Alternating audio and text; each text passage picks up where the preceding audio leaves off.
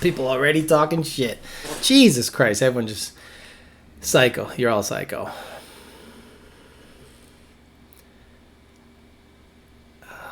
Okay, so let me get this shit out of here and that out of here. Okay, hopefully you guys can hear me. Had to put a bit of a little screen up there just to get some stuff situated. As long as you guys can hear me, give me the heads up that you can actually hear my ass. If we can communicate, I'll start talking about what happened this week. Thank you, JF. Sound is great. Awesome. All right, get right to it. Now, do we want to talk about what happened on Instagram this week, or do we want to talk about the C8? Two huge things that could probably take up the whole show.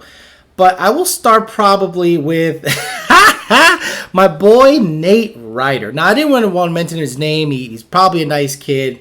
But what he did was a learning lesson for the people out there that are trying to become YouTubers, influence, and make money.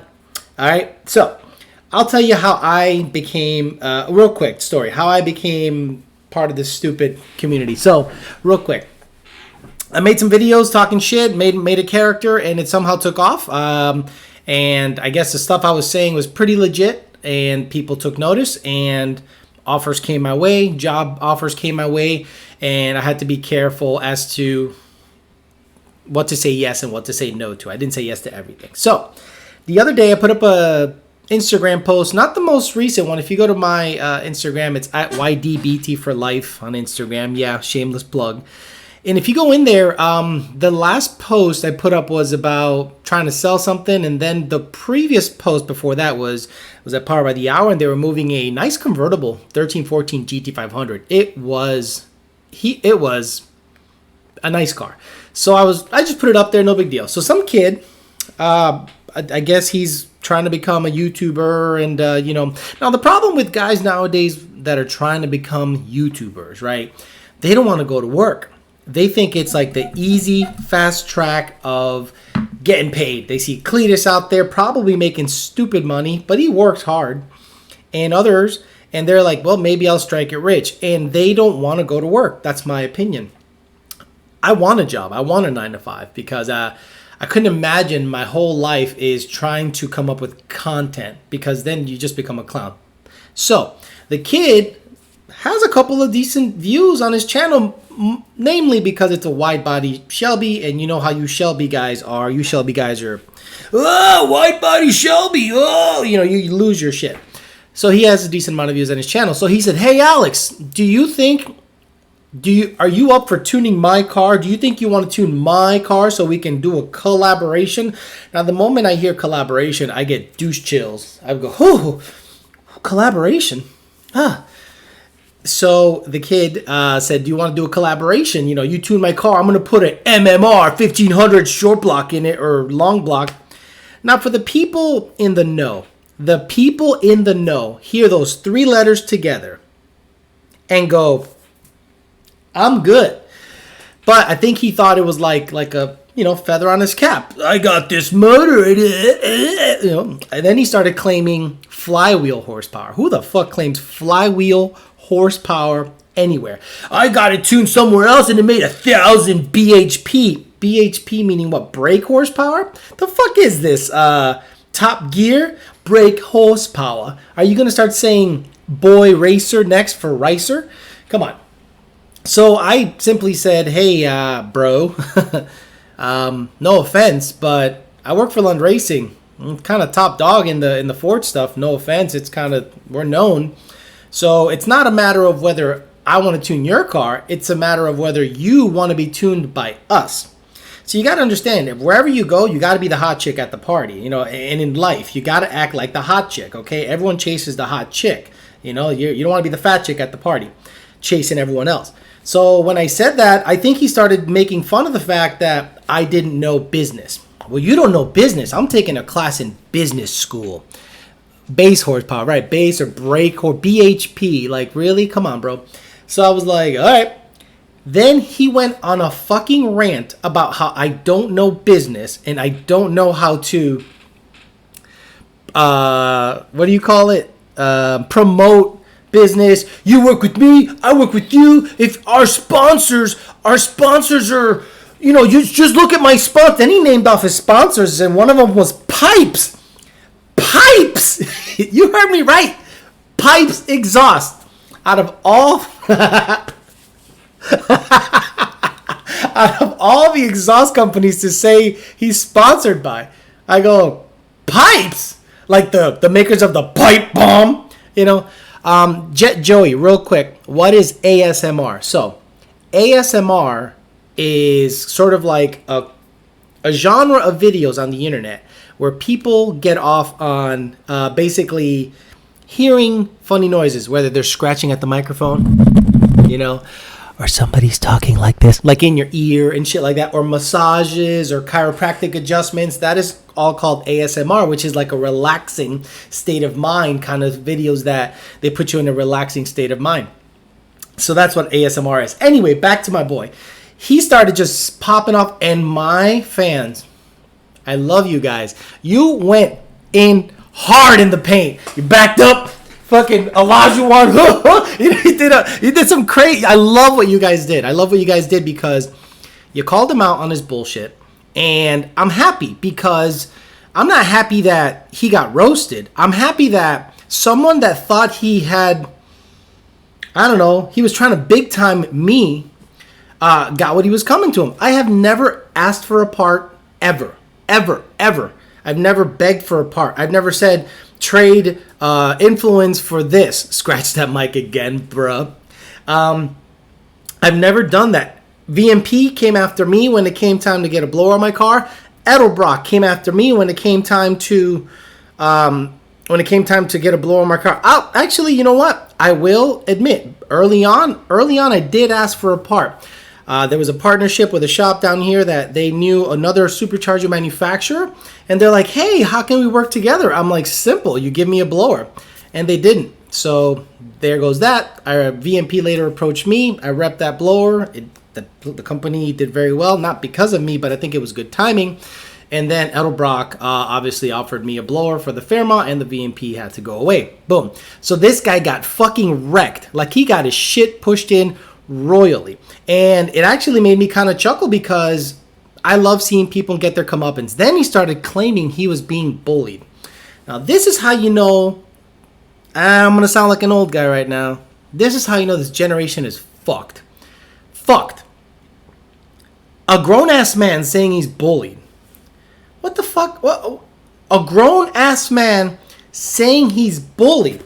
Like, I grew up the time where there was no such thing. Like, someone hits you, you pop them in the mouth, and that's that. Matter of fact, if my father found out that I was ever bullied or some guy hit me and I didn't pop him in the face, even if I got beat up, he's like, dude, take a chunk of his ear, rip his nose, something, So the moment he said, so much for bullying, you promote bullying, I was like, dude, you lost. Because the moment our guys, my fan base, hears the fucking word bullying, it's like a moth to a flame. It's like, oh, this guy's a homo, let's get after him. So they just went in on him hardcore, and I just like, all right, you guys got it. And it was like 200 comments or 187 comments. It's a good read. Everyone's like, this is great poop reading material. This is awesome. And now, I don't like him getting made fun of, but I do like people getting their comeuppance once they fucking act a little out of line. One comment that I will read from him that kind of encompasses the whole experience is this. Check it out. Bro, I stood in my zone. You just took me out of it. LOL. Numbers don't lie. Talk to my sponsors. My likes and dislikes, consistent commitment proves the matter. Yeah, I'm talking like a douchebag. Clickbait or not, so he admits his shit's clickbait. Clickbait or not, the channel average is 98%. Maybe it's time to take a different approach and show love on your page. Because the aggressive attitude has only been averaging 10,000 views on your daily uploads, and I've been following you for a while. Yes, you have your trending vids, but still, I just wanted a damn tune to promote your product. Lund Racing doesn't need promoting. the full world doesn't understand who you are, doesn't know who you are. And if you think that, then your business is failing. We could have been something great. We could have been something great. What the fuck? We could have been something great. It's like that song Stan by Eminem. You know, it's just like, we could have been together. You know, imagine you and me promoting each other, holding hands, docking, all that stuff. So that that ended up being like Thursday, and it was wonderful. Yeah, it did sound like he was kind of like, we could have been something, man. Come on, don't you see that?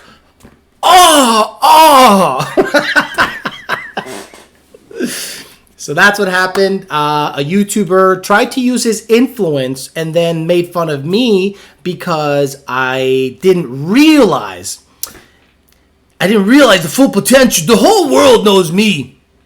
Only everyone with a Ford knows you.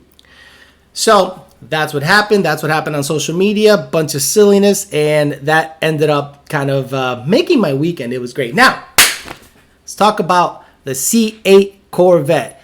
Yes, C8 Corvette that came out and took the fucking wind out of the sails of GT500. Now look, I'm a Ford guy. I'm not an asshole. I'm a Ford guy. I get it.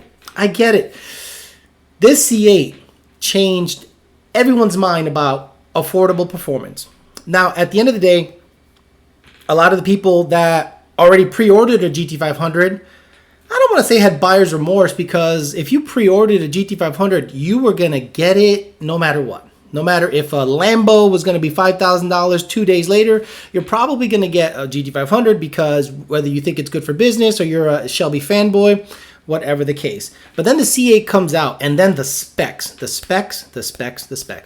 came out, and everybody was like, oh my God, the thing goes 0 to 60, maybe not the base model, but for about the same price as a GT500 and about $1 million less than a Ford GT, you can go 0 to 60 in less than 3 seconds, like 2.8. That blows my mind. So at the end of the day, you got to think, well, where's my money best spent on, right? And a lot of people that bought the GT500 were like, that bitch is NA. It looks great. If you don't think the Corvette looks great, you are on fucking crack. Oh, but the taillights! Guys. 13, 14 GT500s are striped all over the place. They got a whole bunch of shit all over the place. You look like a Harley rider half of the time. The seats are striped. The bottom is striped. The hood is striped. I'm surprised the wheels aren't striped, but no one says anything about that, the insane striped silliness that's in those cars. Before I get off too much on a tangent, people have paid, so I have to pay attention. Eventually, I'm going to make one of these like not paid, so I can just ramble on for hours. But Justin Young says, P1SC, Stage 2, 3, E85. Oh, he meant E85.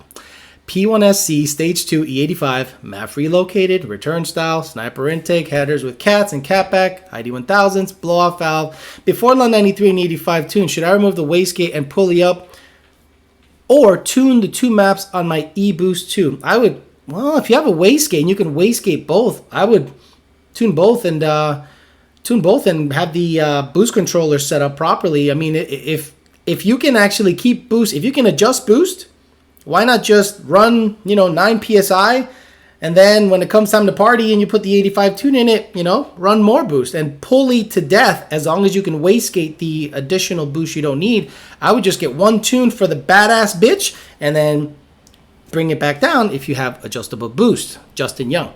Demonic 50 says 17 packs in 2200, 3.33 pulley, Siley fuel system, 1050Xs, long tubes and free flow and exhaust. Correct belt with no slip. Tuner says it's getting all the boosts. Gauge only reads 8 PSI. Tried different gauges and line. Help? What's that, like 14 pounds of boost, guys? Or are you in altitude? Like, are you in altitude? If you're not in altitude, 3.33 pulley is like 12 to 13 PSI, I think, on that setup. So, I would look more at load, okay? Well, the problem with load is you can skew that off with MAF shit. So, I would try to get... a reading from the actual manifold itself, even if you have to tap into it somewhere. But if you're in altitude, you're not going to see a lot of boost. If you're reading load and load is over 2, like 2021, you're probably moving a lot of air. Math pounds a minute is another indicator of how much air you're moving. So there's a couple of things you can look at in the log to ensure that you're getting max boost. So back on the C8. So GT500 guys, right? They would rather buy a 37 to 3,800 pound car with a TVS. Look, I love the TVS. I love the layout of the new GT500. But compared to the Corvette, and it's in the same price range, literally makes you pause, makes you go, you know, I got $75,000 I can blow. Am I gonna, what are the pros and cons of both? What are the pros and cons of both setups, right? What's the pros of the GT500? Straight line performance and damn good on the road course. Pretty damn good based on the DCT, the suspension, the performance package. Now, I do have a source that did say this. What the fuck, Ryan? Jesus Christ. Someone just paid me $50, but anyway. Someone told me, someone high up at Ford, and this person high up, quote unquote, high up at Ford, did tell me one time, Alex, he told me that the Predator engine was going to be a 5.2 TVS. He told me way back in the day. He told me the colors of the 19 Mustang with that green shit, that offset stripe. So his information, his reliable, good information. So he said that, Alex, a GT 350R and naturally aspirated GT 350R beat a 2020 base model GT500 around a track. Guys, think about that. That means a well-balanced 500 horsepower naturally aspirated car stick shift beat a DCT base model that had 200 more horse around the track. Imagine if that NA car is now 200 to 300 pounds lighter, mid-engine, even more balanced. You don't think that Corvette is going to gap the GT500 at the track, at any track it shows up in? And then what are the Z06 versions going to look like? What are the Grand Sport versions going to look like? What are the ZR1 versions going to look like? Yes, they're going to be 6 figures. So's the GT500 after dealer markup. And the also good byproduct of this whole situation is you're going to have cheap C7s. You're going to have real cheap C7s. You might be able to pick up a C7 Grand Sport for a deal. Ben Calamer owns a C7 Grand Sport.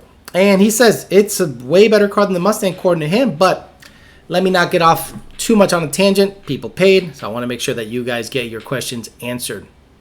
Justin Young again said, appreciate the feedback. He meant a 3.85 pulley also. Loves the content, best Mustang technical knowledge on YouTube, which is kind of sad because I don't know a lot. I really don't. I just happen to be around a lot of people that know a lot, and I happen to absorb a lot of the knowledge. But you're Justin Young, I appreciate that. Yeah, I would pulley as low as you can, and if you can wastegate extra boost for 93 and then add it back in on E85, I would just get one tune. So do this. Tune it on E85, give it max effort, and then back it down when it comes to 93. That's what I would do. All right. So some guy paid me $50, so I got to see what the hell he is going to get for his money. His name is Ryan Magali. Justin Starkey of VMP fame likes to swap parts off custom. Whoa. Okay. I can't look. That is very clever. He paid $50 to have me basically start talking. Look, I'm not going to start talking shit on Justin Starkey. I worked there. I've worked there for a year.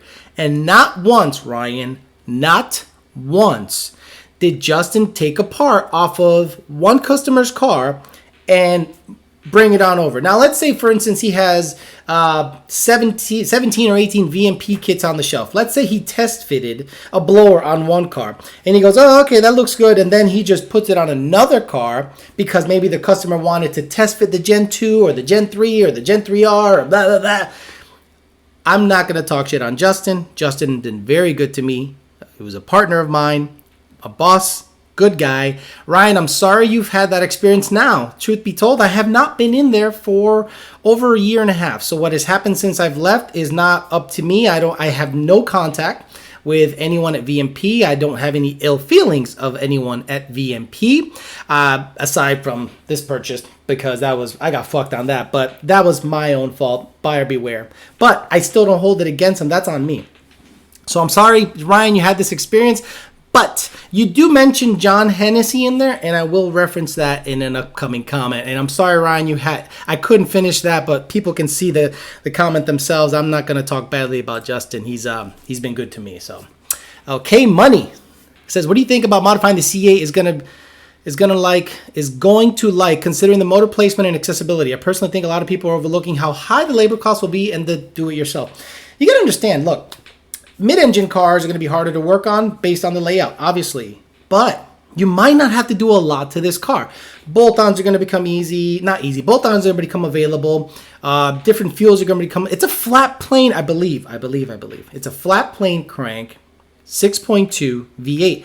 It sounds sexy as fuck. So maybe set of headers down the road, better cold air induction. But honestly, if it's that well engineered, I don't think you can get much better than the cold air. Similar to later model Mustangs, where the cold air, it's really hard to improve on it naturally aspirated unless you change the intake manifold. I think it'll be a good car to modify, but obviously, just like every car, it's going to be real expensive to modify. It's the first of its generation, a first-year chassis car, so of course everything's going to be expensive. Remember when the C7 came out, everyone was just losing their shit, and all of a sudden, they're actually pretty viable cars. The C6 Z06 is now very affordable after they got up to their woes.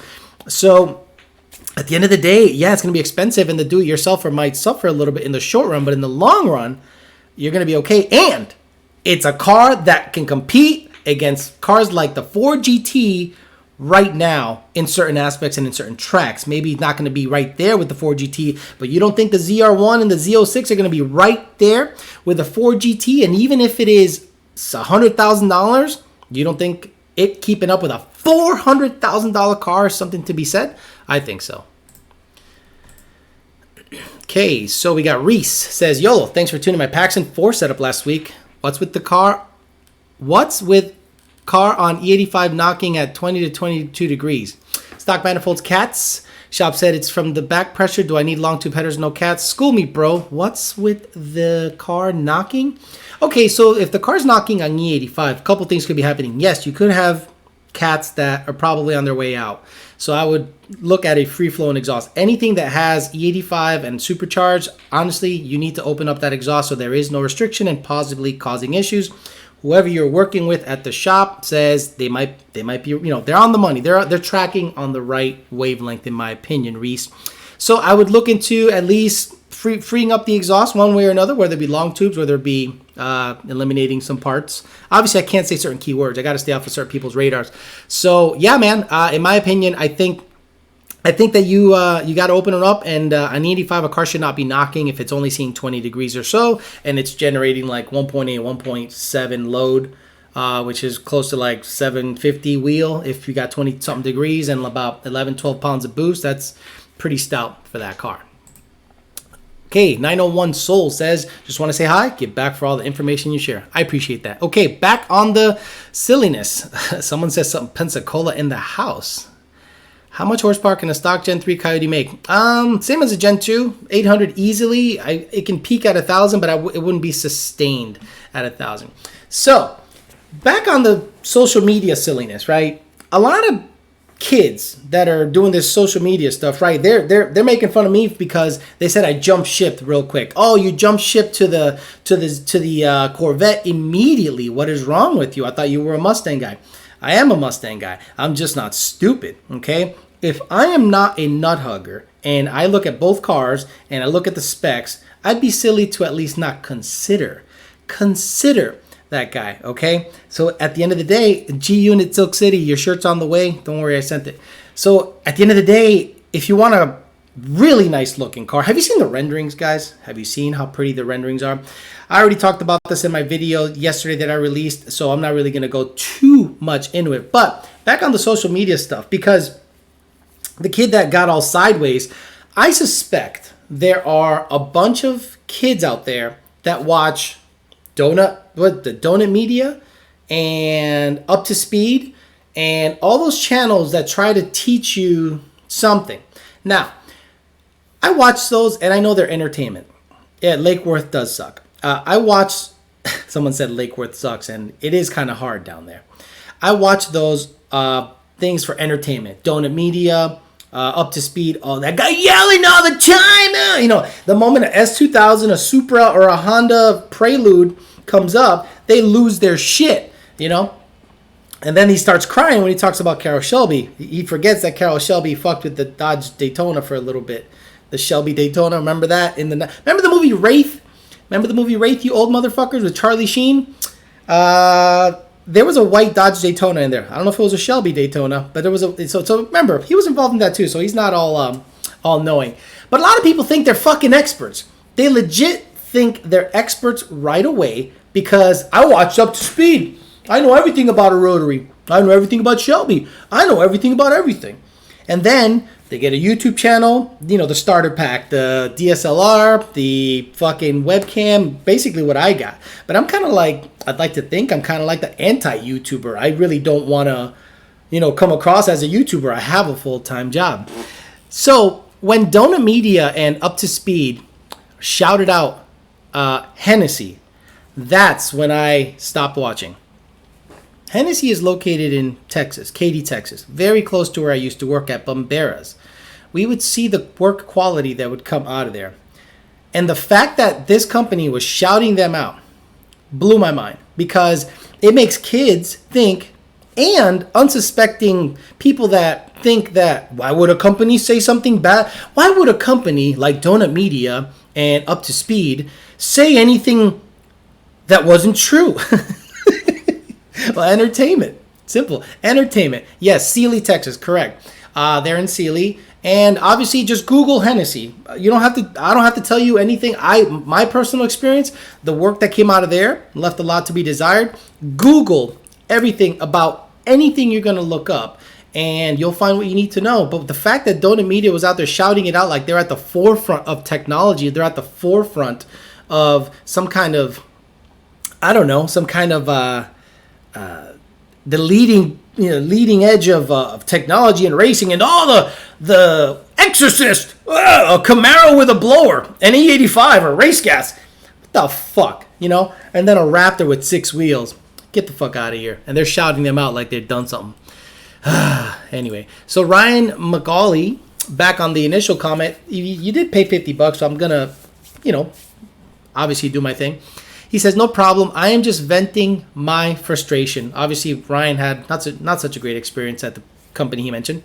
So he says, okay, serious question. Best automatic for 2,500 plus wheel horsepower application? A Power Glide. A Jericho. Not Jericho. A Lenko. A Lenko or a Power Glide. What the fuck? 2,500 horsepower, dude? Jesus Christ. The 4R200 is not designed. The case is a bone stock case made from Ford. When you're at 2,500 wheel, dude, you're now at like badass shit, you know, like insanity. So don't consider anything made by an OEM.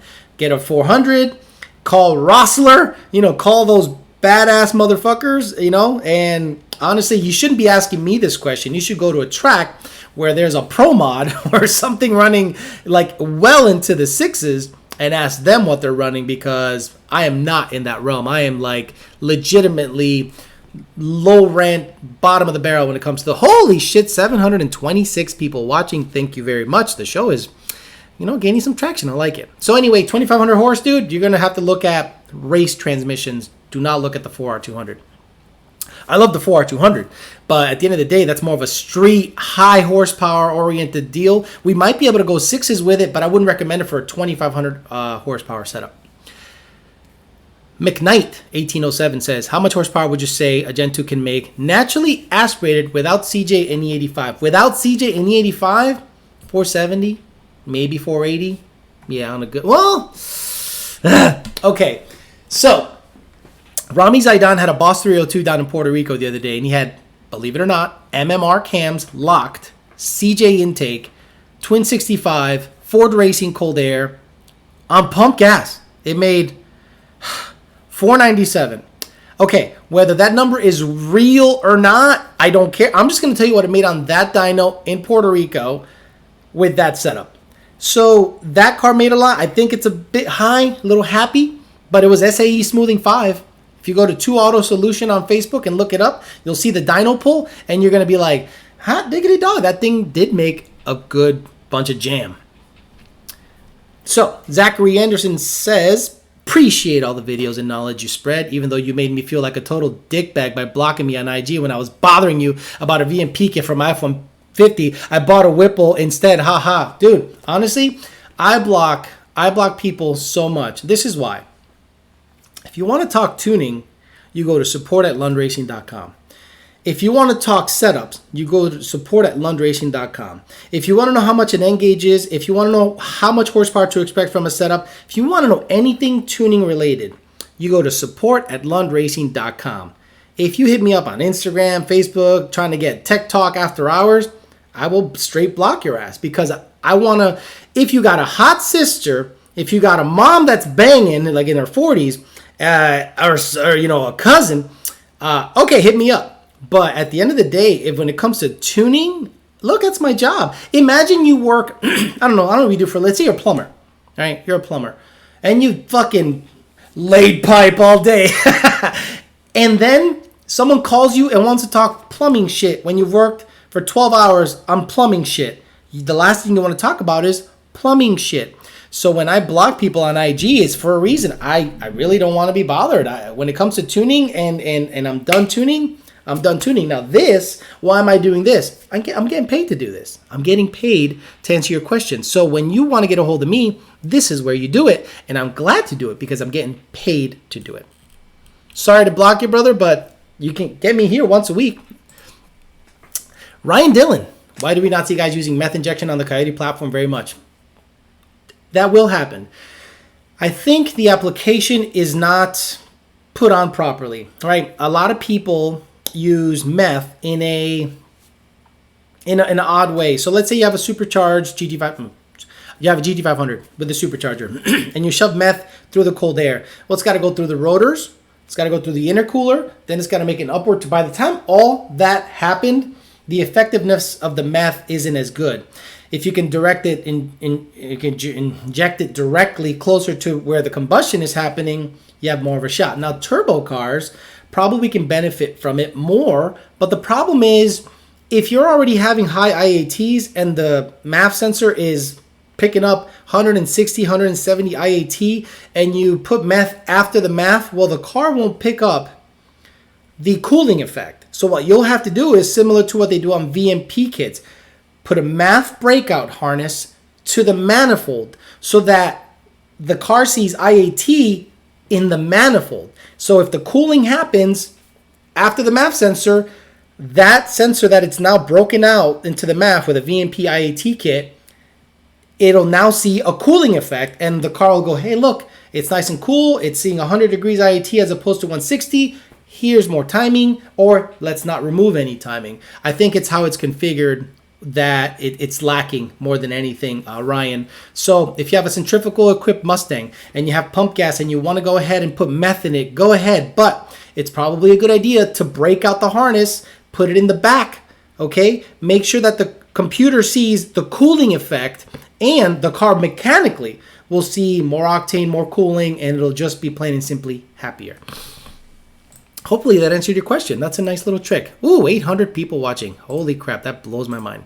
All right, so let's look at, okay, back on the Donut Media stuff. So Donut Media is out there, saying, Hennessy's good and this is that. So anything they say going forward, I just don't believe. So, but the problem is a lot of young guys see that and they think they are now experts at something, okay?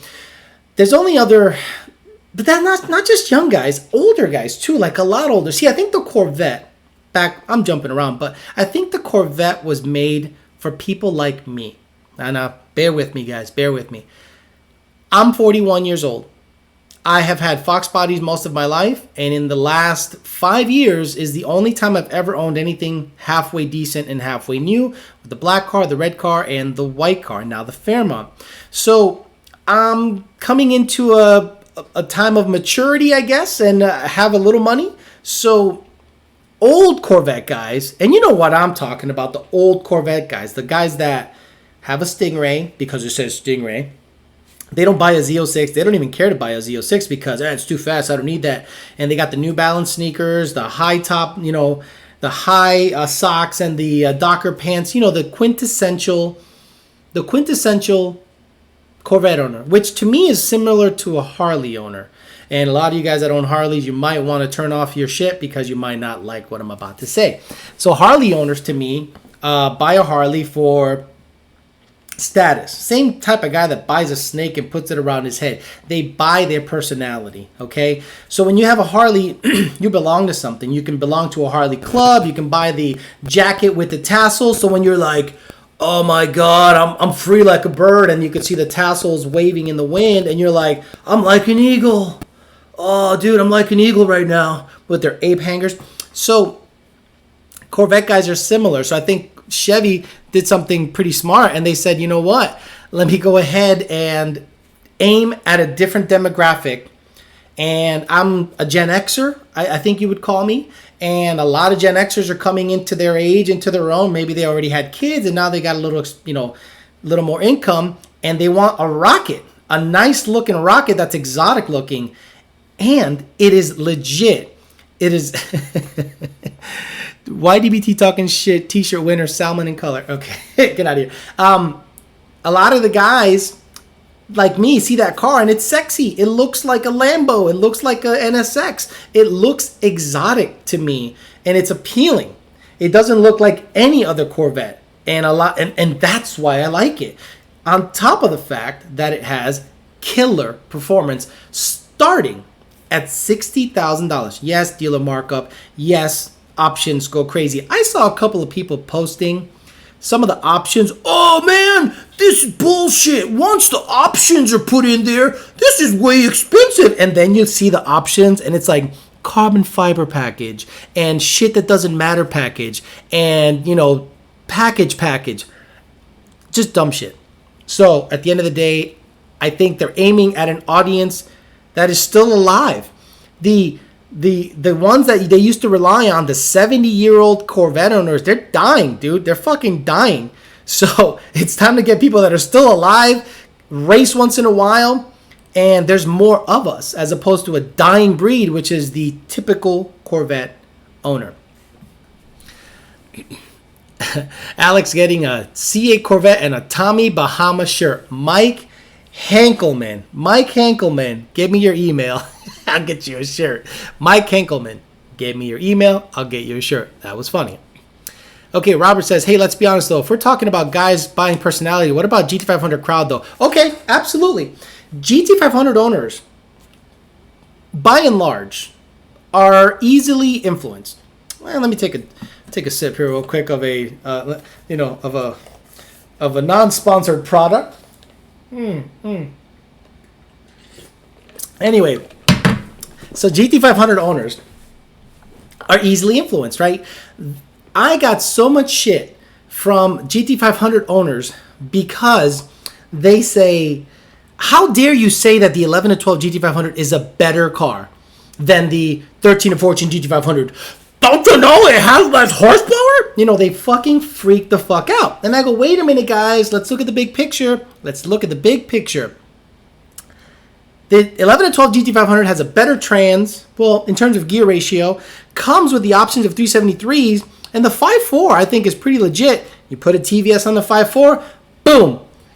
Oh, but the 1314 already has a TVS. Okay, and it's heavier, and it's got a bigger motor, and it's got higher compression, and it revs higher, and it has a terrible gear ratio on the trans, and has a terrible gear ratio in the rear end. What's a better car right now, if you were to buy one right now? Exactly. So, what do GT500 owners do in terms of modding their cars? What do? They do shit that's unnecessary. Do you know how many torque arms I have seen on GT500s? A torque arm, okay? torque arm. Do you know what a torque arm is and what its intent? Exactly. So when I see a GT500 with a torque arm, I go, what exactly are you intending to do with this GT500, sir? You know, what are you looking to like go, you know, run the American Iron Series with this fucking thing? Or are you just going to go get ice cream on Sunday night? Oh, I'm just going to go get ice cream. So why do you need a torque arm? Why do you need a torque arm? So that's kind of the crowd, the GT500 crowd wants to buy their personality, wants to be a part of something. Now, there are GT500 owners that legit race their shit. They buy their cars to go fast, and they race it. They love busting ass, but it's a very, very small percentage. By and large, you will see more untouched GT500s than touched GT500s. Now, let's talk about overbuilding a GT500, right? What does a GT500 need, especially a 1314? What does it need to be a badass little ride? Honestly, boosters, E85 and injectors, and a little more, twin pump boosters, E85 injectors, and maybe some 410s. Felix Cuello, a guy out of Miami, has the best driving GT500 I've ever experienced. Why? Because he left it alone.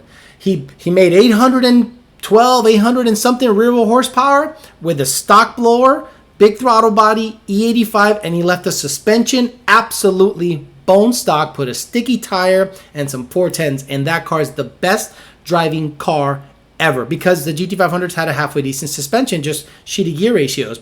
Other cars that I've seen, I've come to the shop, have all this shit that they don't need, and they ruin the car, and then they wonder, at the end of the day, why the car is buzzy, why the shifter sucks, why nothing really works out the way they thought it should. K Money says, what does TVS mean, and what's the difference between it and a Whipple? TVS means twin vortices supercharger. It's the way the rotors are cut. Okay, a twin rotor kind of goes up against each other and does this guy and kind of goes away, and it has a bit of a twist, very slight twist, right? So it'll go in and out of each other. The TVS is literally like two screws opposing each other all the time. They're always touching. So they're constantly screwing into each other, and they have a certain degree of a twist, which I'm not privy to. I know that the 2.6 has a different twist than the 2.3. That's what makes it really awesome. And then the Magnuson ported version takes in more of the area, because if you see where the boost comes out on a TVS, it's a little section like this big. So the TVS twin vortices and twin rotor is a Whipple, and twin screw, I think, is Kenny Bell. Very good. Okay, I think I caught up with the question, just making sure I am good here. So anyway, yeah, GT500 owners and Harley owners have a lot in common, same as the quintessential Corvette owner. They literally are kind of the same person. Oh gosh, I'm going to mess up this name. Abdulaziz Al-Dahari. Woo-wee. I'll just call you Abdul. Do you think adding a 100 shot to spool up the turbos is safe on a built sleeve motor? I don't say go PD. Go PD. Okay, Abdulaziz, believe it or not, a lot of turbo guys need that nitrous to spool them up quickly, and it's a good thing.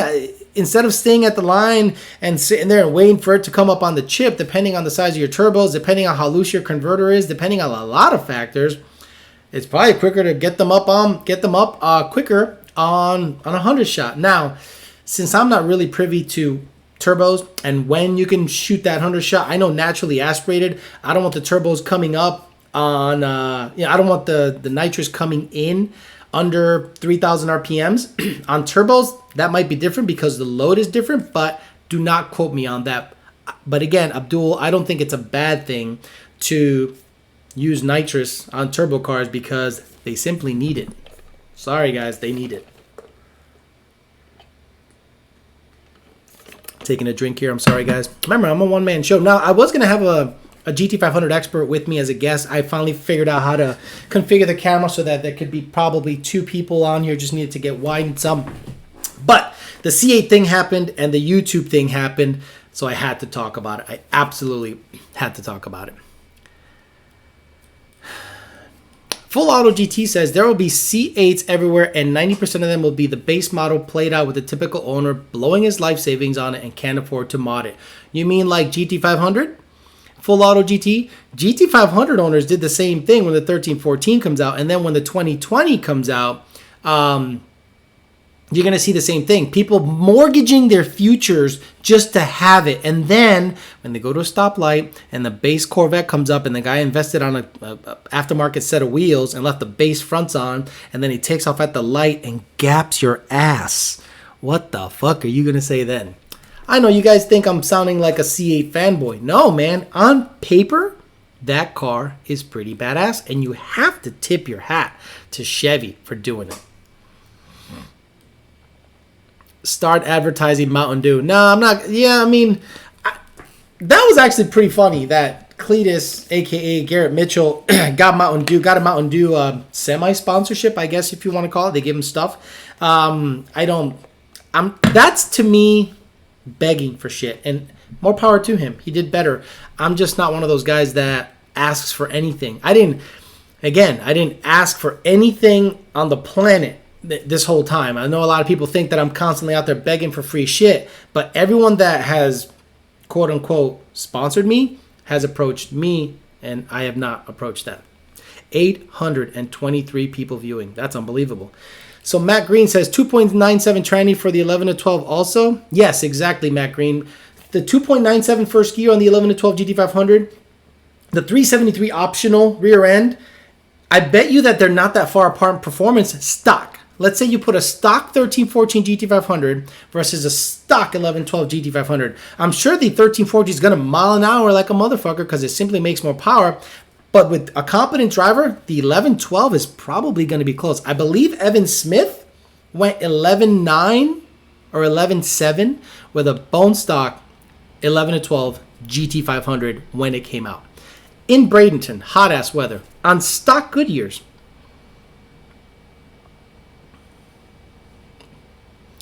Frankie says a stock 16 GT with the 85 and a tune gets about how much more horsepower? A stock 16 GT makes about 360 wheel auto, manual like 380 wheel, 390 maybe on a good day. The 85 is a good like 20 horsepower bump. It can take you from let's say 15 can serve, and a tune probably 20 horse, dude. It'll probably make 20 horse to the rear wheel more with the 85 and a tune than stock for a couple of reasons. The rev limiter is raised up, and stock is about 6850 on 6. We'll raise it up to like 7700. That alone will cause it to quote unquote show more horsepower. The E85 will make it real happy. If it's automatic, the automatic calibration changes, and it will absolutely be a quicker car in the quarter mile. Michael Chamberlain in the house. Michael Chamberlain is the guy who's actually working on my Fairmont. I'll do a little piece on him eventually. He's a good guy, good tech, hard worker. Hopefully he has my shit done so I can get it on the dyno late in the week. So if he's here, that means he's not working on the car. He's probably in the pool. Riley Neufeld says, from a roll, the super tall gearing in the 1314 is better than the 1112. Can start most rolls in first gear. Yeah, but now we're talking gay racing, roll racing. C8 Corvette owners wear toupees. Probably going to have to. Look, you can make fun of the C8 all you want, but if that thing is out there and it performs like it shows on paper, it's going to be hard to ignore it.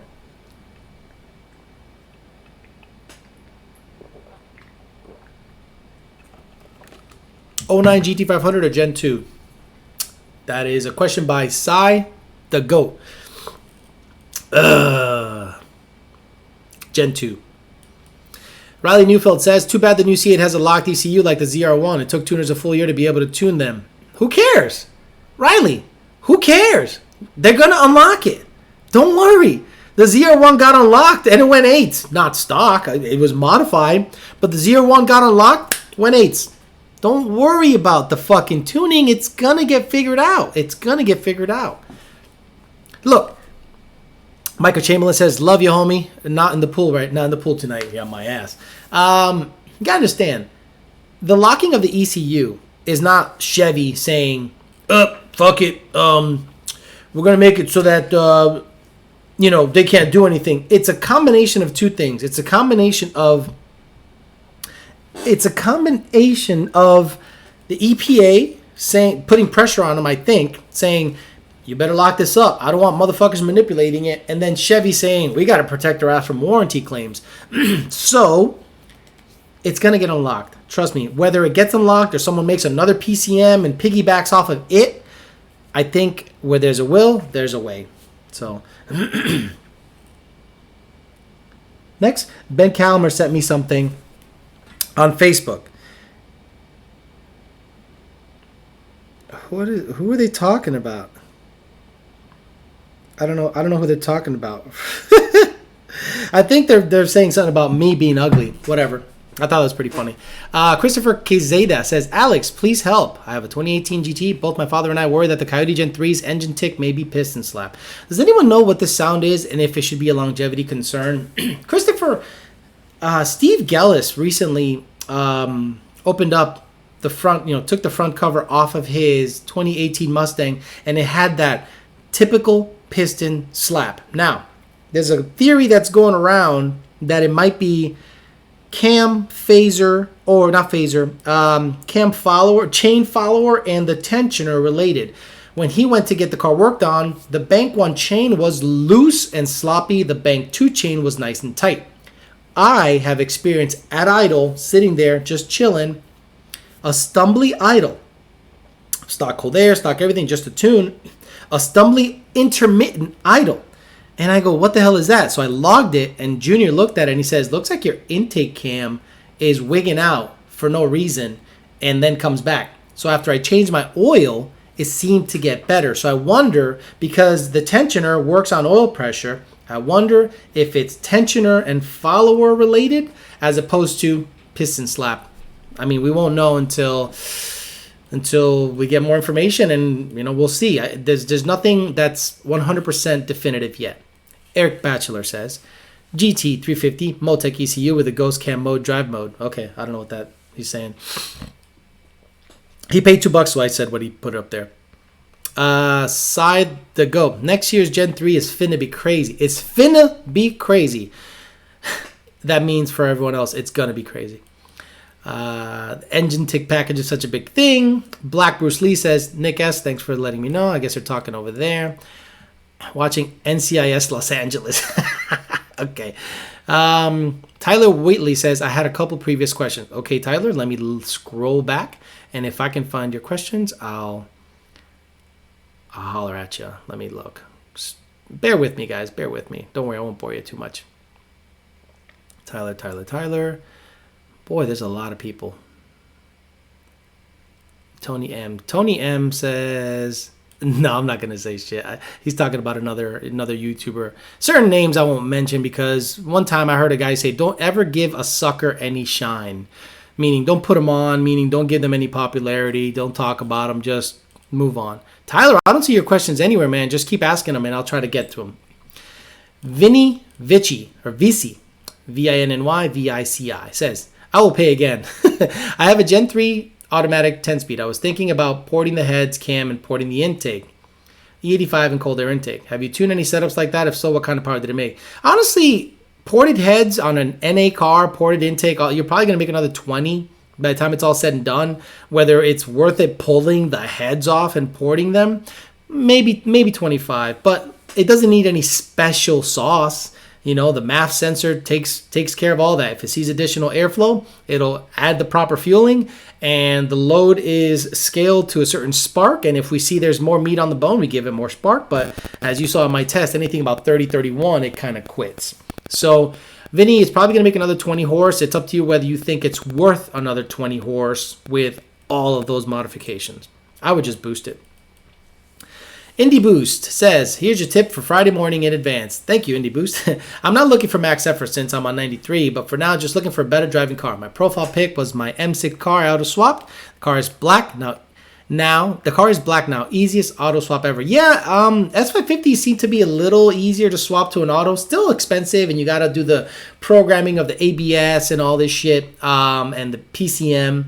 I think an engine harness, because I think engine harness has the trans stuff the trans harness included in it. But in terms of hardware, I don't think it's that hard. It's just a matter of a drive shaft, transmission, cross member, maybe not the cross member, engine harness, ABS. It's expensive and a lot of shit, but I think the physical work isn't that out of the realm of any do-it-yourselfer. Bearded Bro says, dyno tune this weekend, found knock right around 5,000 RPM consistently, no matter how conservative the tune was. Water pump failed the day after. Would a failing water pump cause knock? Checked everywhere else. You got to understand the knock sensors are basically microphones, and they're listening for anything that isn't regular engine resonance. Okay, at the factory, I'm sure there's patterns and wavelengths where Ford said, okay, listen for this. Anything aside from this, kick the knock sensor, pull back some timing frequencies. Okay, it was looking for certain frequencies. So if the water pump is making certain ticking, clicking, or clacking because of a bad impeller, a vein came off, or it just cavitation, it'll probably sound like knock, and it probably pulled back timing. Now, the real question is, Bearded Bros, have you replaced the water pump, done a wide open throttle pull, and the knock gone away? Then you'll know exactly what the deal is. Mark Jensen says, 2017 Mustang GT with a VMP Gen 3, auto, Corsa, long tubes, headers, 3-inch exhaust. What are your expectations? I don't know what fuel you're using. I don't know if you're auto or manual, and I have no idea of your pulley size. Mark. Speaking of, your hair looks nice today, YOLO. Thanks.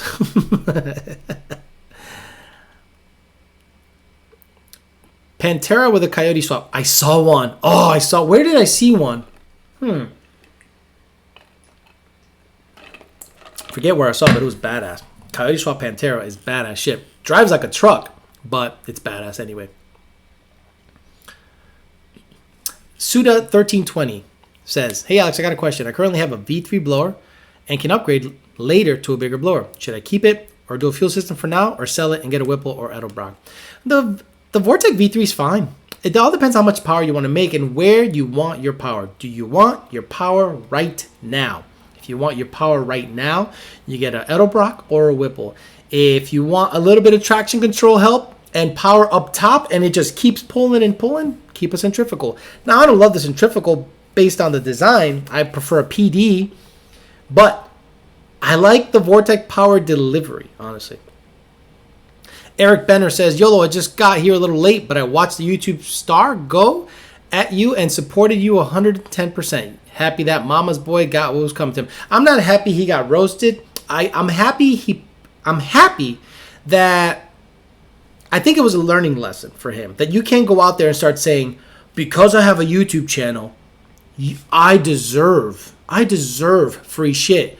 And if you and me work together, there's no guarantee, okay? There is no guarantee that you'll have great success. Now, let's say, for instance, someone like Cletus, someone with a huge channel.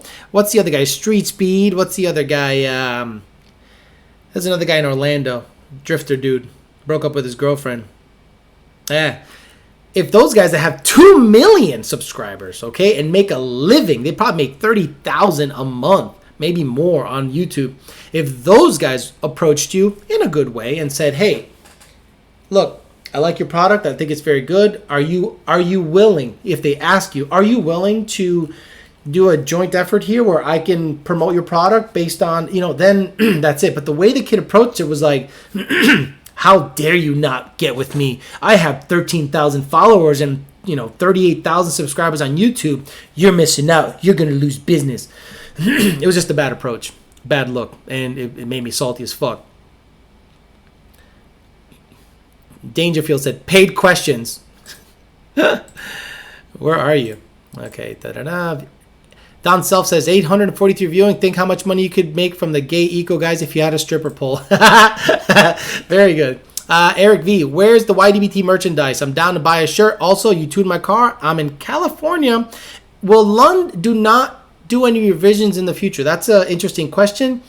I cannot answer that because I don't know the answer. I would think, this is just my opinion, I would think if you're already tuned by us, we will continue to support you. But any new customers coming out of there, I think will be SOL, aka shit out of luck. S550 Daily says, hey Alex, bought a 19 GT about a month ago and went with Lund Racing, stock car, running E85R, and the tune feels great, LR for the win.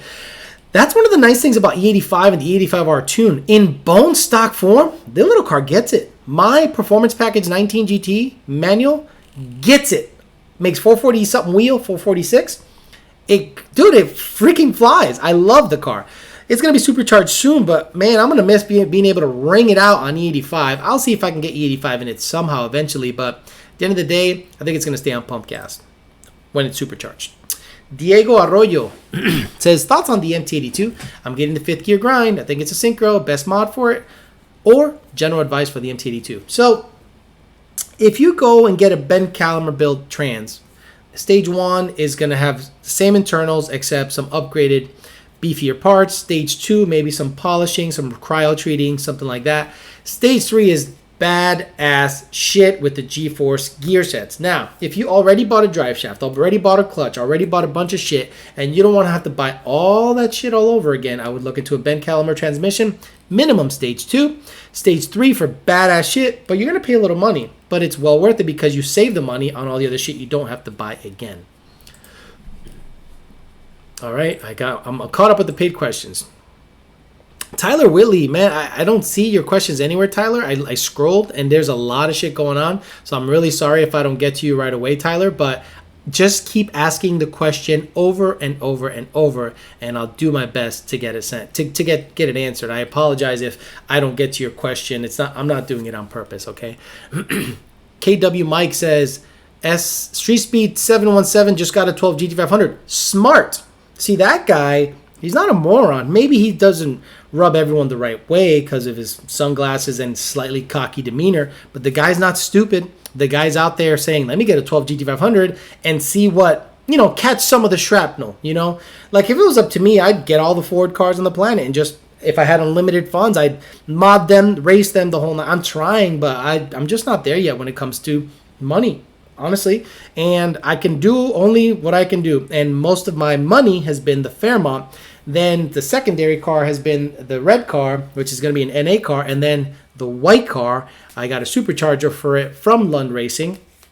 So at the end of the day, that's where I'm at. But he's very smart, Street Speed 717, to get a 12 GT500. If he was even smarter, he'd get with someone like, honestly, I would say just get a Trinity blower. Hey, Street Speed 17, I'm talking right to you.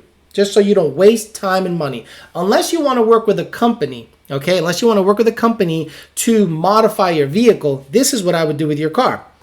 A Trinity blower, an XBA with a Kenny Bell 168, 1314 GT500 pumps, twin fuel pump voltage boosters, ID 1300s, 2.4 upper pulley, 10% lower balancer overdrive, maybe a McLeod RXT or a Mantic dual disc clutch, 373s. That bitch will make 800 and run 1020s, 1030s all fucking day. You're welcome. $7,000 more and no car payments. So, Robert, okay, what I've heard but worried about prices, Emiliano Benitez asked, 2014 GT500 or boosted auto 18. I would do because I'm not an auto guy, I would never buy, though I bought that thing, I would never buy a new auto car. I would never buy an auto car ever again. I know the Corvette, if I did buy that somehow, is technically auto, but if it has gears to me it's manual, but it's automatically shifted. So that's one of those kind of in-between deals. But I would get a 14 GT500 for a couple of reasons. It's going to retain its value better. It's not going to be quicker than the 18 because the 18 can go into the 9s real easy on E85. But the 14 GT500 at the end of the day is going to be probably more fun to drive. You can make 800 wheel. It's going to have notoriety. It's going to be worth more money if you want to play that game. If you just want to go fast, an auto 18 is really hard to beat. Ali Raza went 870, really close to the Edelbrock record. Brian Devilbliss has gone 869 with a 2.6 ported Edelbrock. So it's really tough to beat the 18 auto in terms of just straight out quarter mile performance right now. Frankie says, what are the best bolt-ons for a street naturally aspirated daily? Honestly, E85 and some headers and some suspension mods is all I would do. The E85 is going to give you that kick in the ass and a ton of octane. I wouldn't go for cold air. I wouldn't go for, crazy shit. But I would get E85 and some exhaust, maybe some long tubes or free-flowing exhaust. And that alone would be great. Anything after that, I would look at boost. Because you're going to just nickel and dime it to death. You're going to be into it for about $8,000 in bolt-ons when you could just throw a blower on it. Shelby LSX LOL Boost says, hey Alex, love this channel and how you keep it real. No filter. It's refreshing from all the other YouTuber BS. Wow, 922 people watching. Very nice. I appreciate that. But I guess I'm like the anti-YouTuber, right? What am I selling here? Well, myself. I'm telling you things that I've learned and things that I've come across in combinations and my thoughts, and you guys seem to react. So I love it, and it seems to be something that I'm pretty good at. So I'm gonna just do that. I could do the typical shit, send 3 or 4 videos every week of changing my oil, doing this, going to the track. I race this, and then I just become another fucking YouTuber doing the same fucking shit. I'd rather just do this because this comes naturally and I'm good at it. Talking. Ever since I was a kid, people say I talked a lot, so might as well get paid for it, right? Any known problems with the Hellion sleeper kit? It all depends on the options, right? If you get like the base deal, it's limited, obviously, because of your turbo size and maybe your exhaust options. But I don't think there's any like known major issues with that kit at all. Silver Speed 3 says, is 500 rear wheel horsepower possible on a Gen 1 with bolt-ons? Yeah, absolutely. You can bolt on a CJ. You can bolt on a nitrous kit. I'm kidding. You can bolt on a CJ cams, E85, a high revving motherfucker. It might touch 500. FIC plug, yeah, FIC gave me, look, honestly, it's the best tumbler I've ever had. It's like a weird rubberized coating. Look, I love it, but yeah, shameless plug. And again, FIC 1000H is the one we support on their setup. Don't ask about anything else. The only one I've tested on my car, that car currently has a set of FIC 1000Hs. You can bolt on a supercharger. Damn Skippy. G-Unit Silk City says, Alex, you're the Puerto Rican Montel Jones. Montel Jones, is that like the Maury Povich, the black Maury Povich? What do you think of LPF turbo kits? K-Money. Well, I know LPF is out of Texas. I know they got some shop drama with other shops, but I don't have any issues with them. LPF themselves. Back pressure issues I've heard of, but not a ton. But I think for a base kit, it's okay. I just don't have any personal experience, but I have heard rumblings of back pressure issues, and I've tuned some, and I've seen a little bit of issues with back pressure. I'm not talking badly about them. I'm just telling you what I have experienced. Now, have they remedied the stuff since then? Maybe. I'd say you hit up the owner and see if he has any issues with that. If he thinks there's fixes for the back pressure issues tuning-wise, I'd be sure to take a look at them, but I wouldn't look at that as my first option for a turbo kit. Not talking badly, I'm just being real. How many SRT4s have you lost to? None. Fucking none. None. Fuck that. Isaac Villanueva says, GT500 blower setup on a 15 Mustang GT. Is it worth it or should I keep saving for a Whipple? Save for a Whipple. Love you. I know they got the Department of Boost kit and all that shit, but what are you going to get, an M122 piece of shit or M112, whatever the fuck it is? Fuck that. Get a look, in the last 3 weeks, I have tuned no less than 7 or 8 Gen 3 Whipple pump gas cars that have made 700 rear wheel horsepower. That's damn good. Pump gas Gen 3 Whipple stick cars on a BAP Deechwork 95s or Deechwork 72s making 700 wheel or damn well near it. That's kind of hard to beat. Now, the TVS, for whatever reason, can't get up there because maybe it's the TVS design, maybe they hit so hard down low that it's hard to get that blower up there, but the Gen 3 can. The Gen 3 can, but that's just too much blower in my opinion for a stock car. But a Gen 3 Whipple on a 15 to 17 GT manual can make close to 700 on pump gas. Oh, looks like your TVS guy. Look, I'm an everything guy at this point. Jamie West says, thanks for making the commute home a breeze. Awesome, awesome. Yeah, I think at about an hour and 20 minutes, you guys start to trail off a little bit. So I try not to give you too much. I try to give you as much information I can until I get tired of it. But honestly, I could talk all night, all day. I'm one of those guys that can just talk. I just don't shut the fuck up. So why not get paid for it? Alan Cox says, bet he lost to a SRT Durango. I have not lost to a Dodge product yet. I haven't raced many Dodge products. Jose Gonzalez, Ricky Renuncia, Mama Bicho. I love it. And that's a Puerto Rico joke. I guess they're having some issues with the governor of Puerto Rico where he was caught talking shit in a group chat.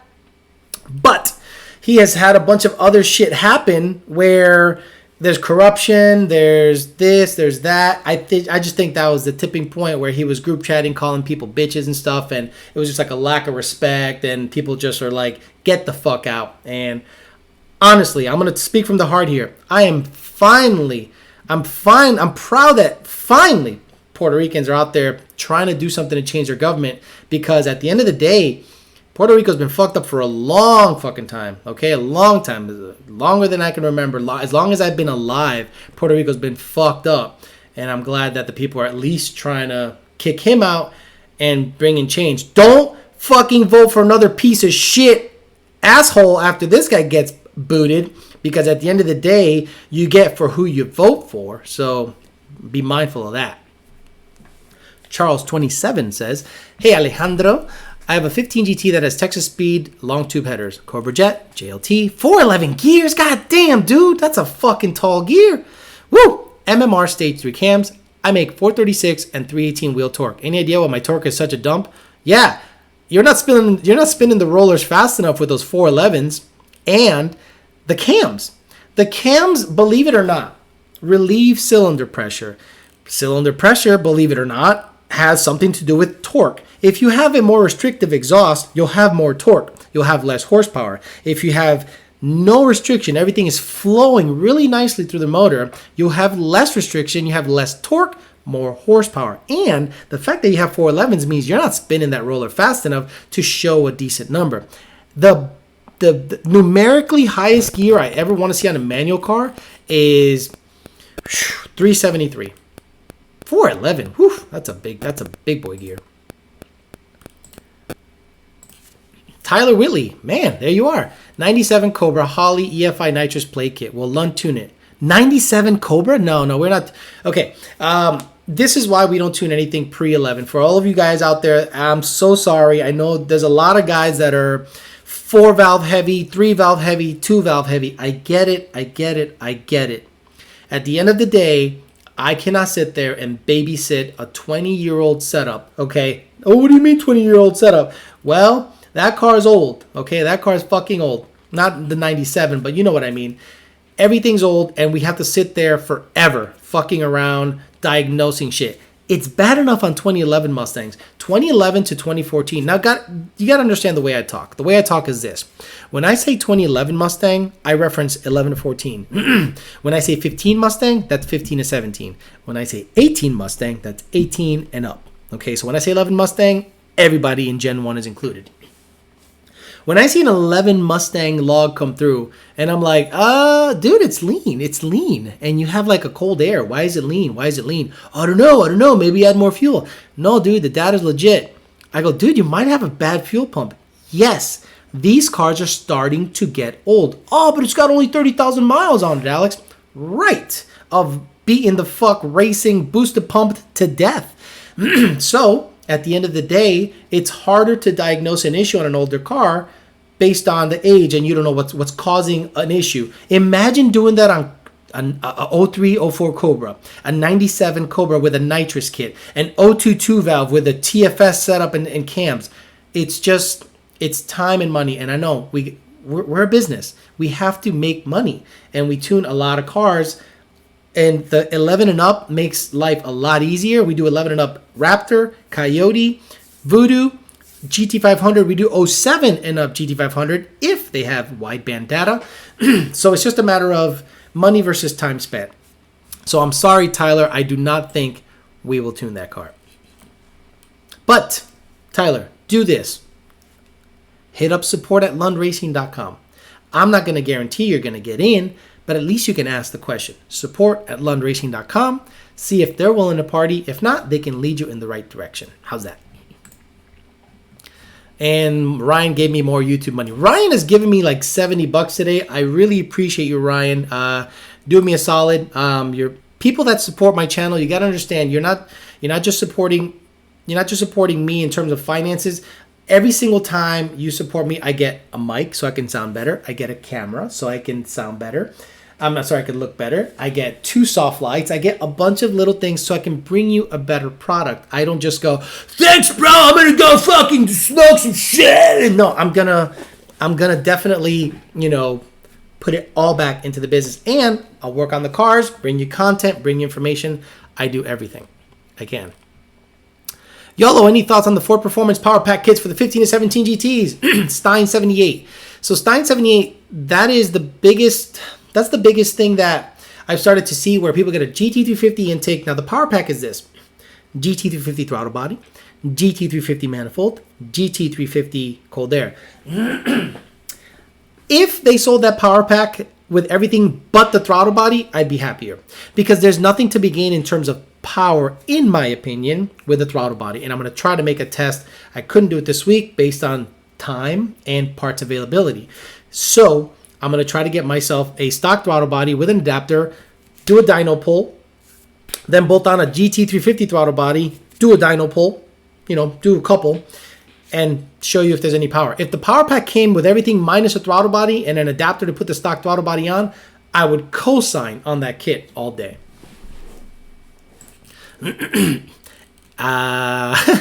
Pantera 5.0 says, Alex, what are your thoughts on dailying a fast car on slicks? Okay, I did it for a while on the black car. The black car, I love that car. Gosh, I love that car. So, the black car forever was driving around like that. Like all the time. On slicks, I literally just drove around on slicks everywhere I went. Because in Florida, they don't seem to give a shit, okay? They just say, hey, you're not selling drugs, you're good. So I'm okay with it if your state allows it, honestly. And as long as you got front skinnies, if you look at the picture closely, as long as you got front skinnies, it's not really, wavy. And if you got like at least 20 PSI in it, you're good. Frankie says, you're the Joe Rogan of car YouTubers. I don't know if that's a good thing, because I almost don't even want to be considered a YouTuber, because it almost has a negative connotation, right? Oh, what do you do for a living? I'm a YouTuber? Oh, you're a fucking asshole.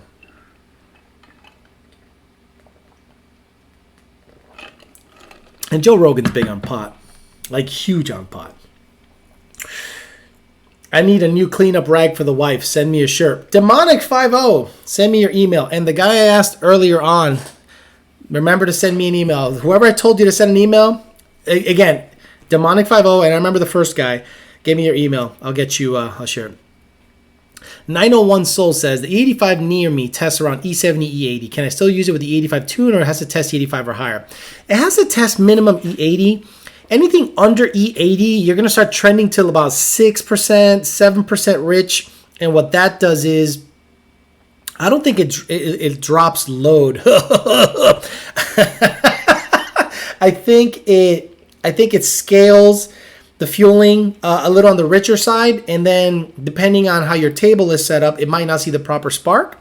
So in my opinion, try to get at least E80 in her. Demonic50, get me your email. Demonic50, get me your email.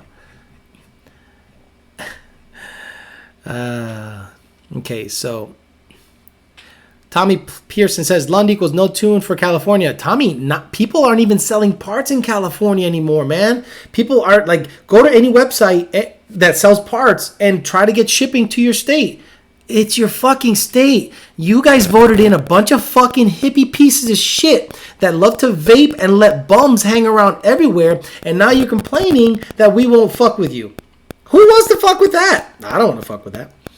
Black 150 says, not sure who's going to get my ticket in the cube this week, but I'm coming from another tuner and I'm going to need all the sauce with none of the meat. Thanks for the stream. You're welcome, brother. Cali Poo. Dude, California, it blows my mind. It blows my fucking mind that people still live there. I can't believe that the major parts manufacturers are still there. They're still there conducting business. I'm like, get the fuck out of there. They don't want you there. Redline Custom. If it's running rich, you can smell the gas stronger and does a little black smoke out of the exhaust? Question mark. Tuner Gallery says, yo, Alex, did you see my email about the video equipment I wanted to give you? Yes, Tuner Gallery. I don't think I need any of that equipment just yet. I don't think I'm there with the sound stuff. I really appreciate it, but I was meaning to get back with you. But look, this early part of the week, tuning has been insane. And once I'm done tuning, I just don't want to like fuck with anyone. Paid question missed, bro. Beards and cars. Okay, time to scroll up. I'm gonna miss a lot of people today. I'm sorry. Today has been super busy, and the busier it gets, it seems to me that I'm gonna miss some stuff. So I apologize. Black Cobra 95 says, peace, Alex. Your thoughts on a Bill 84 to 86 LTD or supercharged Marauder? I also picked up a 12 M6 for 8K with 40,000 miles. Wow, badass, dude. How good of a deal did you think I got? Either the shit's blowed up or the guy just wanted to get rid of it. I'm not a big fan of the 84 to 86 LTD. I think it's a very ugly car unless it's like an old police car. And a supercharged Marauder, like a Coyote swap supercharged Marauder would be fucking sick. It'd be awesome. But dude, you got a deal on that 12 GT. Beards and cars. Let me see if I missed your question. Sorry, dude. It's getting a little crazy with the stuff, but that's why I kind of stay on longer. So I feel like I got everyone. Beards and cars. Can you explain how to read spark on the N-Gage? No. Nope. Beards and cars. I'm not going to tell you how to read anything on the N-Gage. I'm at the point where I'm telling people, flash the tune, put the N-Gage in the fucking glove compartment box, and don't open it and don't put it on until you experience an issue.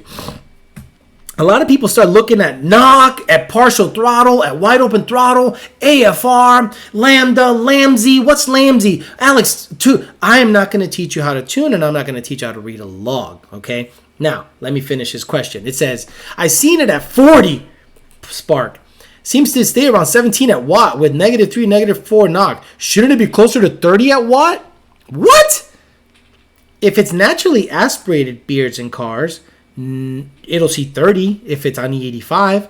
If it's boosted, it'll see about 17 at wide open throttle at a certain RPM. Again, beards and cars, I cannot go into the minutia of tuning because we could be here for hours explaining shit and you probably still won't get it. Again, no offense. It's just going down a rabbit hole that's not worth it. Richard Bell, I ordered a 2019 manual with a Roush blower. Why? Why'd you get a Roush blower, dude? Fuck. Previously had an 18 manual. I love manuals, but would it be better to go with the masses with the auto?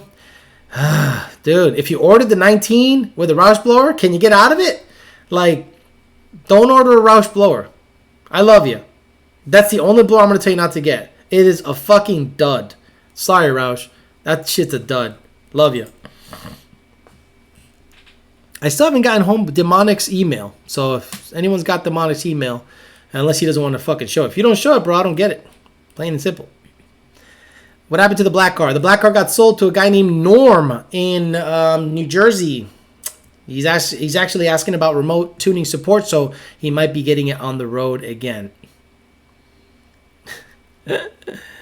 Okay, so okay. It's boosted. Thanks. That answered it enough. Yes, beards and cars. Boosted, the car should not see more than 17 degrees at wide open throttle, anything above 1.5 load. At cruise, you'll see about 40 degrees, which is low load, steady state condition. And in transition, it can just bounce all over the place. But wide open throttle, 17 degrees is kind of the sweet spot on pump gas. JPGC says, don't watch knock on the N-Gage on a 100-degree day. You will have anxiety issues. He's not wrong.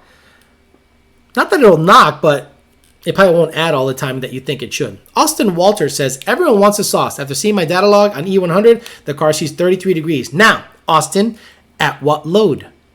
If your car is at 0.85 load, it'll see 33 degrees. But if it flows more air and it sees 0.95 load, it'll see 30 degrees. And you'll say, wait, my timing's low.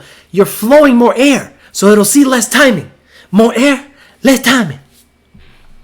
All right, so I'm going to start to whittle it down. Demonic never gave me his fucking email. The other homeboy, I didn't see his email come here. Jordan Wood said I paid twice. Now I got to scroll up and look for Jordan Wood. Here he is. 2015 GT. Jordan Wood asks, 5.0 supercharger or turbo? What's the difference? Oh, come on, Jordan Wood. Really? What's the difference between a supercharger and turbo? Fuck, you can Google that. Okay. There's a couple different types of superchargers on GTs, okay, or just in general. Root style or positive displacement, which are on top of the engine. You know, typical belt driven right on top of the engine. VMP, Edelbrock, Whipple, and Kenny Bell are the ones that offer it. Also, Department of Boost offers retrofit kits for old GT500 blowers. Centrifugal superchargers almost look like a big alternator on the side or a belt-driven turbo. They're on the side. Their power delivery is later, whereas the positive displacement supercharger is much quicker power delivery. Bang! Power now. The rotors give it air. Boom! Here's power. Centrifugal setups that look like a turbo are basically a delayed power band. Turbos use the exhaust to actually create boost. It turns the exhaust turbine and it sucks in air from the outside, goes through an intercooler, whether it's water cooled or air to air, and it cools the air charge. Boom! Goes through a MAP sensor, goes into your throttle body. Makes power. There is lag, there is a delay, but that can be lessened depending on turbo sizing, cams, you know, a bunch of different things. So what's more efficient? Turbo. 9 times out of 10, actually 10 times out of 10, it's going to be a turbo. What's better more fun to drive? A positive displacement blower, period. Woof. I basically made a donut video, up to speed video right then and there without all the bullshit, the crying, and the cool editing. Demonic. Did you send an email, Demonic? Where are you? Demonic. Page, guys. It's okay. Thank you. Built and boot. Oh, I'm sorry. Demonic, I'm looking for your fucking email, bro. You're out there repping your page and shit. I don't see your email. I want to see your email. If I don't see it, dude, send it like 15 times so I can't miss it.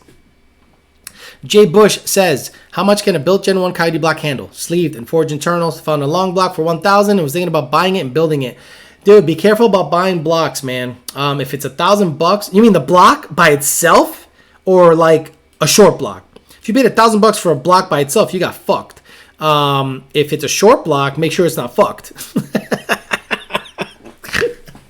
Oh, shit. Actually pretty funny. Ryan Magali says, you have a donation page? I've got $300 for your Fairmont. Can a brother get a t-shirt, by the way? No idea where you buy them. Ryan, you've given me enough. Ryan, send me your email, Ryan. I'll get you a shirt. You've literally paid for about 10 shirts. So, Ryan, get me your email. I'll get you a shirt. You don't have to pay for a shirt. So, Demonic hasn't got me his email. Maybe he has. Let's see. Where you at? Here we go. YDBT shirt. Where are you, Demonic? Sorry, guys, I'm going to be a little delayed because I want to make sure I get their email so I can get them shirts. That was probably the worst. Someone asked, Greg Oldland says, why do you hate MMR so much? Just curious. I don't hate MMR. I don't have any personal vendetta against MMR. In the industry, though, they're, you know, people in the know kind of stay away. That's all. Demonic. I'll stay. See, you guys are pointing up, but I don't see it. Oh, built and boosted? Oh, thank you very much. I got it. Built and boosted at Gmail. Copy and paste. Beautiful. And then I'm waiting for another email from the guy that literally gave me like $100 today. If I can find him. His name is Ryan Magali. Ryan Magali. If you give me your email, we'll party. Instead of just asking me, you could have just done it right then and there. He said built and boosted at Gmail. Got it, guys. I got Demonic's email. God damn it. Will you guys ever do a shop versus shop shootout? Why? Like, where's the upside? What if we lose? Fuck that.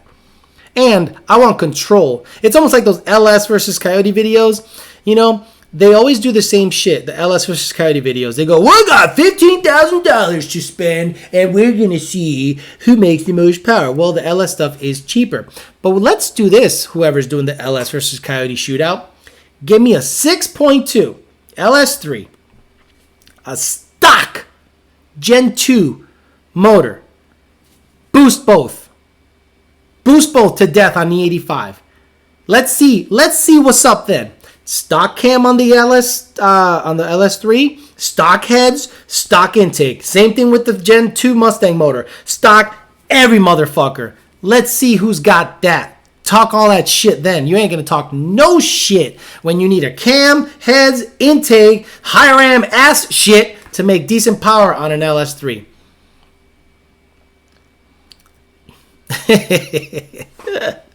Stock, exactly. An LS3 with stock head, stock cam, stock intake is a fucking dud. Fuck out of here. Exactly. Boost a Gen 2 versus boosted LS3. Come on, let's go, magazines. Get that one going. No. We're gonna like do a stroker, billet block, a huge pro charger. Fuck out of here. Stock sealed. Stock, exactly, David Martin. They needed a 427. Fuck you. What the fuck are you doing with a fucking... Sorry, I'm getting me riled up. Fuck, I gotta calm down. Those guys out there. Oh, LS versus Coyote. 427, bigger pro charger. Let's go stock. Stock sealed. Stock gasket match, bitch. Huh? Stock O-rings. Let's see what's up then. You ain't got shit. You ain't got shit for that car. Greg Olden says, I'm not in the know about the MMR stuff. Dude, Google it. Love you. Just Google it. You'll find out. Alexander Cadell says, does Lund offer a no-lift shift tune, or is that only through Ford Performance? If y'all do, would Brandon, who's tuning me, be able to hook it up? Take my email? Yeah. Alex Cadell. You know what? He paid me, gave me an email. Boom. And don't everyone else do it. I'm only giving away 3 today. It took forever to ship 3. I'm about to kill myself. And yes, we do have a no-lift shift feature, which is like a spark cut. So it'll be easier to put into gear. Indie Boo says, send me a shirt. I'll give it to my sister so you'll have one ready. Now, Indie Boost, I'm going to do it right. I can only give away 3. I already got Demonics and Alex Cadell. So I need one more, and then we'll get out of here. CPR, cálmate, pendejo, respira. Horsepower guesstimate on a Gen 2 F-150 Coyote with Mustang stock cams, and an intake manifold, 6R80, 85 return style fueling. Boosted? Is it boosted or not, Jet Joey? I mean, NA, it's going to be about the same as a Mustang, maybe a little less because the F-150 has lower compression piston. I think they're 10 to 5. YOLO Alter Ego, Señor Limpio Gato. Someone said shit, MMR is better. Oh, gosh, I'm not going to talk. Matt Green, I'm sorry you're going through that shit, brother. I really apologize. Ryan McGauley. Man, okay, I'm perfect. Thank you very much. So Ryan McGauley got me his email, so now I got the 3 that I need, so we should be good to go. So I'm going to end it there, guys. Ryan McGauley, you've given me enough money. I really appreciate it. Stop giving me money. I can't really take any of your money anymore. I appreciate everyone that joined in today. We almost had 900. Did we have 900? Did we touch 900? I don't think we did, but I'm going to get out of here. And, hey, LS versus Coyote shootout. Let's get it going. Let's see if they'll do a stock versus stock LS3 versus Gen 2 boosted matchup. Let's see them not take that bullshit. Someone keeps saying, no pendejo, you do whatever you want and you're bald. They just keep saying that over and over, so I thought that was kind of funny.